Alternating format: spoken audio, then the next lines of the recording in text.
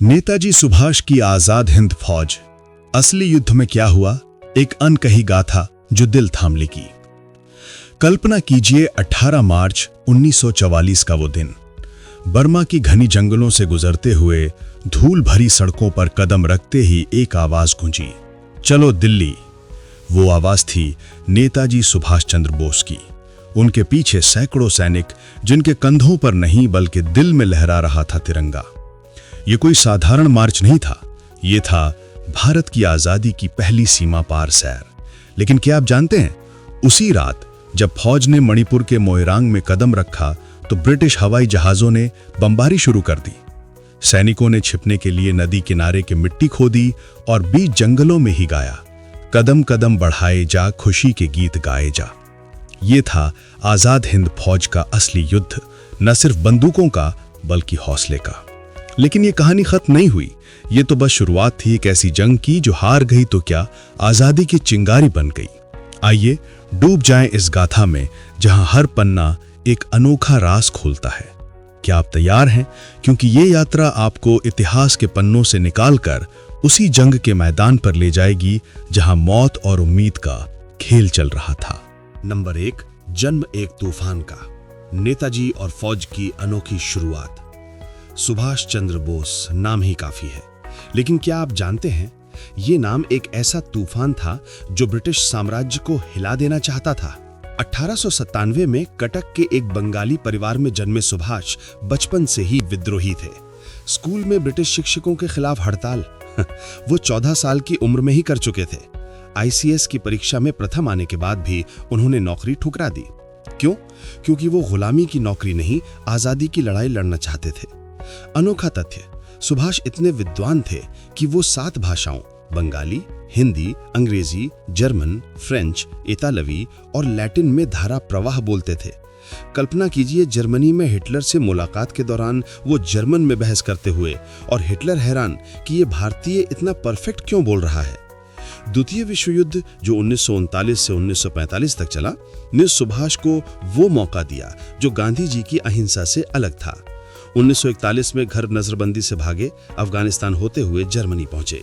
वहां उन्होंने free India centre खोला और इंडियन लीजन बनाई, जर्मन सेना में भारतीय कैदियों से।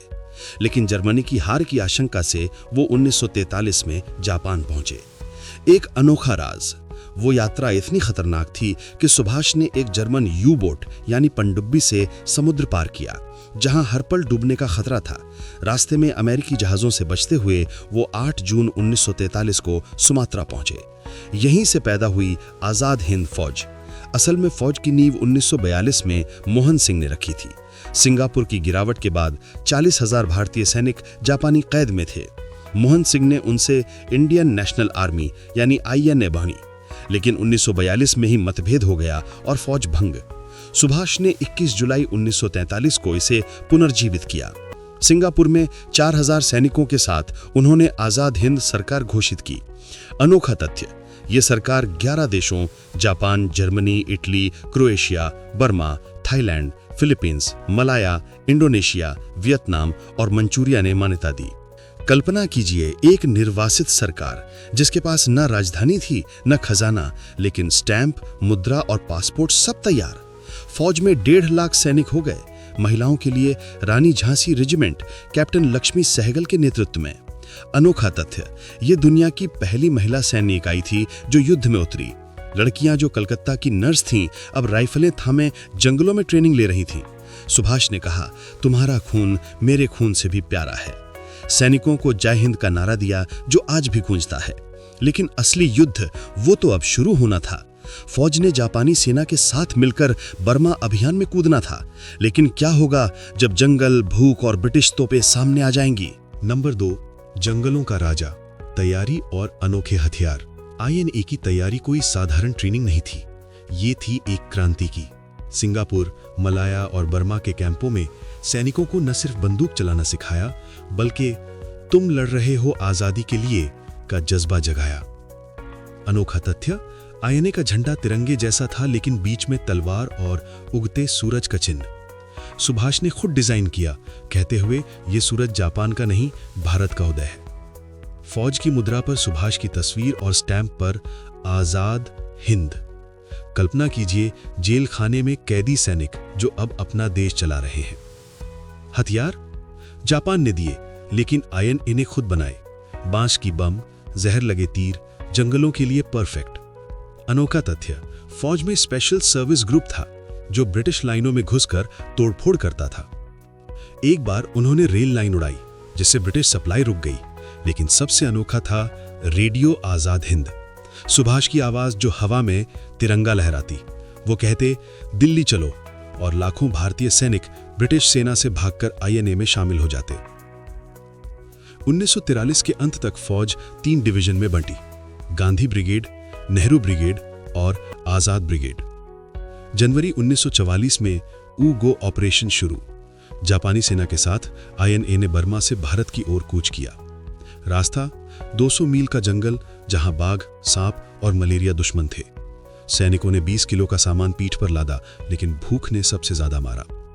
अनोखा तथ्य, एक सैनिक कर्नल जॉन थिमाया, जो बाद में भारतीय सेना प्रमुख थे, ने बताया कि रास्ते में इतनी बारिश हुई कि नदियां उफान पर थीं। सैनिकों ने लॉग ब्रिज बनाए, लेकिन कई बह गए। फिर भी 18 मार्च 1944 को मोइरांग पहुंचे। वहां क्या हुआ? ब्रिटिश एयर स्ट्राइक्स, लेकिन आईएनए ने जवाब दिया। 14 अप्रैल 1944 को लेफ्टिनेंट कुसुम मेहरा ने तिरंगा फहराया, भारत में पहली बार विद्रोही तिरंगा। अनोखा तथ्य, यह तिरंगा खादी का नहीं बल्कि जापानी सिल्क का था, जो सैनिकों ने सिंगापुर में सिलवाया था।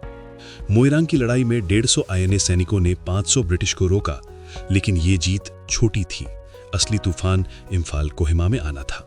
नंबर 3, असली युद्ध का मैदान, इम्फाल कोहिमा की खूनी जंग।